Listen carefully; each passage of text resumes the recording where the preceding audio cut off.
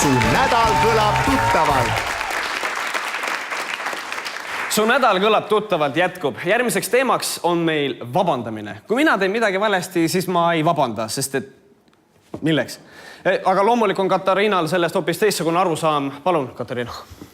Meil kõigil on elus ette tulnud hetki, kus mööda minnes sa ütled kellelegi, et kui on must, näita ust või nimetad lihtsalt 27-aastast lastetut naist ühiskondlikult kahjulikuks elemendiks. See võib absoluutselt meie kõigiga juhtuda, isegi minuga.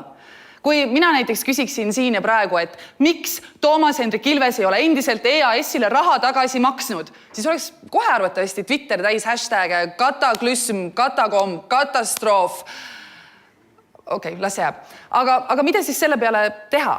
Eks tuleb paluda vabandust. Ja tegelikult ongi vabandamine imelihtne. Vähemalt minu kui naisterahva jaoks on. Aga mulle tundub, et meestel see võib-olla ei tule millegi pärast nii hästi välja. Vaatame asja lähemalt. Paar kuud tagasi illustreeris Postimees ühte artiklit infograafikuga, kus Eestis elavad muu rahvuse esindajad olid koondatud sirbi ja vasara kujutise alla. Postimehe peatoimetaja Lauri Hussari vabandus selgitas aga juhtunu kenasti lahti. Tänases Postimehes on ilmunud graafiku element, mis ei kajasta kuidagi Postimehe toimetuse seisukohti. Tegu oli tähelepanematuse ja graafiku ebaõnnestunud ikooni valikuga. Mul on siiralt kahju ja ma palun meie lugejatelt vabandust. Ka minul on siiralt kahju, et Lauri Hussar pidi sellise vabandusega esinema. Sellepärast, et see on ju täiesti ilmselge, et lihtsalt keegi kuri graafik, kes ise Postimehe toimetuses absoluutselt ei töötagi. Ta lihtsalt häkkis sinna süsteemi sisse ja ta pani selle ikooni sinna. Ja kuigi see lehekülg käis enne trükkiminekut läbi kujundaja ja toimetaja ja trüki ettevalmistaja ja kelle kõigi käe alt, aga ei, toimetuse seisukohti see ikkagi kuidagi ei peegelda. Noh, lihtsalt selline väike tehniline lapsakas. Kuulge, ikka juhtub. Lisaks peatoimetajatele peavad vabandusi külmkappide vahelt välja võluma ka peaministrid. Mäletatavasti hullas Taavi Rõivas Malaisia töölähetusel riigi raha eest pisikesel peol ühe tundmatuks jäänud daamiga, kes hiljem kogu actionist millegipärast häiritud oli. Avalikkuses tuntud kui Luisa Värgi abikaasa õigustas ennast aga sedasi. Kui ta tundis ennast minu seltskonnas ebamugavalt, siis ma olen valmis seda aktsepteerima. Ma olen valmis sellest nii omavahel kui avalikult vabandama, ma olen seda korduvalt teinud ja ma tunnen häbi oma selle tegutsemise pärast. Kallis Taavi, ka meie oleme valmis aktsepteerima, et naised end sinu seltskonnas ebamugavalt tunnevad ja ka meil on sellepärast häbi. Veel hullemini kui Taavi Rõivas Malaisia tõsielusarjas vabandas aga Tiit Ojaso. Kuna me oleme kannatanuga leppinud, siis ja leppimismenetluse, nii palju kui ma aru sain, nii palju kui mulle seletati, et leppimismenetluse idee on selles, et inimesed lepivad, andestavad ja lähevad eluga edasi, siis praegusel hetkel ma arvan, et minu teatrist lahkumine oleks võib-olla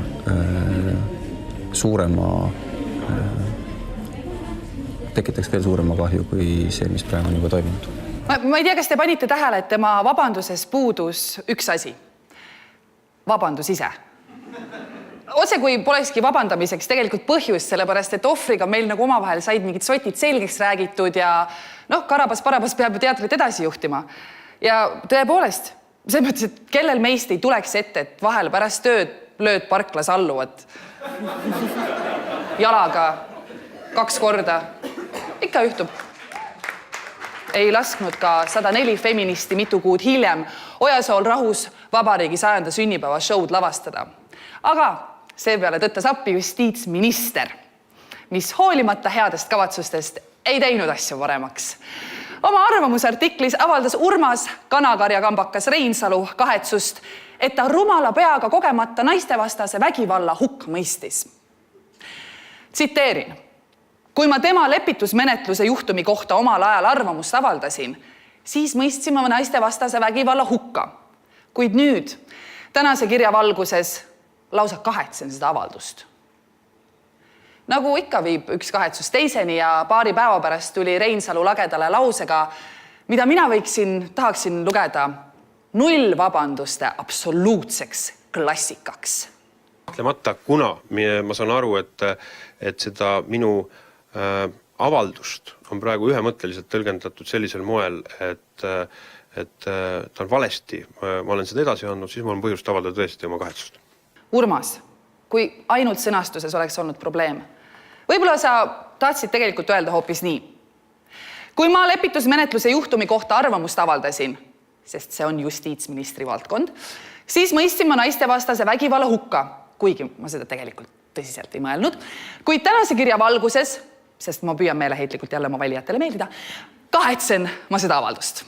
Nii et, head mehed, ei ole mõtet välja mõelda uusi vabandamise viise. Ma pakun välja, et piisab ühest vanamoodsest lausest. Ma palun vabandust.